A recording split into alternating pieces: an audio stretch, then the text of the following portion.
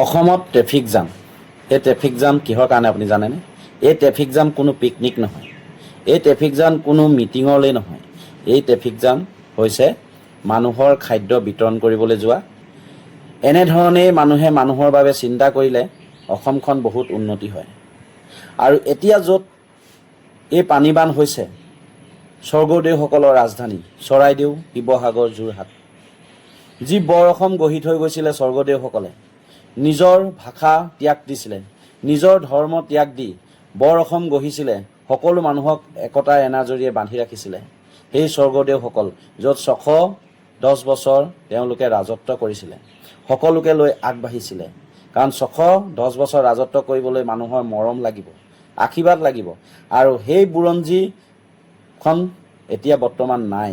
আৰু সেই বুৰঞ্জী নোহোৱাৰ বাবে কিন্তু আজি নতুন প্ৰজন্ম, যি নৱপ্ৰজন্মই সেই বুৰঞ্জী পঢ়িবলৈ নাপায়। কিন্তু সেই আদৰ্শ আজি জুবিন দাই কৈ থৈ যোৱা আদৰ্শৰে কিন্তু আজি আগবাঢ়ি গৈছে। কোনো মোৰ জাতি নাই, কোনো মোৰ ধৰ্ম নাই। মানুহে মানুহৰ বাবে সদায় মানুহে সহায় কৰিব লাগে, নিজে ইনকম কৰিব লাগে আৰু সহায় কৰিব লাগে। কোনো জাতি নাই, কোনো ধৰ্ম নাই। সেই আদৰ্শৰে আজি জুবিন দাৰ আদৰ্শৰে, স্বৰ্গদেউসকলৰ আদৰ্শৰে আৰু ভূপেন হাজৰিকা দেৱৰ যি মানুহে মানুহৰ বাবে যদি চিন্তা নকৰে, মানুহে মানুহৰ বাবে যদি কাম নকৰে, কি হ'ব অসম? মানুহে মানুহৰ বাবে চিন্তা কৰিব লাগিব। সেই অসম আজি সকলোৱে বুজি পাইছে। আৰু সেই অসমখন কোনো চৰকাৰলৈ কোনো লোক ৰৈ থকা নাই, নিজেই নিজৰ কাম কৰি গৈছে। প্ৰথম খাদ্য বিতৰণ কৰিলে, তাৰপিছত সকলোখিনি এতিয়া শ্ৰমদান কৰিছে, তাৰপৰা মেডিকেল টিম গৈছে, ৰাস্তা পদূলি চফাই কৰিছে। যোনটো চৰকাৰৰ কাম আছিল সেই কাম এতিয়া জনসাধাৰণে কৰিছে। জুবিন দাৰ আদৰ্শ ভূপেন হাজৰিকা ডাঙৰীয়াই কৈ থৈ গৈছিলে, যদি মানুহে মানুহৰ বাবে চিন্তা নকৰে কোনেনো কৰিব অসমীয়া। সেই আজি বাক্যফাকি আজি প্ৰতিফলিত হৈছে। আজি মানুহে মানুহৰ বাবে সকলোৱে সহায় কৰিবৰ কাৰণে আগবাঢ়ি আহিছে।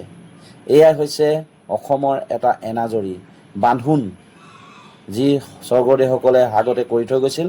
আজি যিহেতু নতুন প্ৰজন্মক জুবিন দাই এই আদৰ্শ দেখাই থৈ গৈছিল। ধন্যবাদ নতুন প্ৰজন্মলৈ আৰু সকলো ৰাইজলৈ, যিসকলে বাণাকান্তৰ ওচৰত আজি থিয় দিছে। সকলোলৈকে ধন্যবাদ জ্ঞাপন কৰিছোঁ। কাৰণ বাণাকান্তৰ কাষত থিয় দিবলৈ বহুতে তেওঁলোকে কোনো খাবলৈ নোহোৱা নহয়, এটা হাতত বাকচ লৈ মানুহৰ কাষে কাষে দিন ৰাতি একাকাৰ কৰি ভিক্ষা মগাগতে তেওঁলোকে ডনেশ্যন তুলিবলগীয়া হৈছে। আৰু বাণাকান্তৰ ওচৰত গৈ সেই ডনেশ্যনেৰে সহায় হাত আগবঢ়াবলৈ সক্ষম হৈছে। সকলো ৰাইজলৈকে ধন্যবাদ জনাইছোঁ যে এনেধৰণে আপোনালোকে সহায় কৰক, অসমখন সদায় উন্নতি হৈ যাব। জয় জুবিন দা, জয় আই অসম। ধন্যবাদ।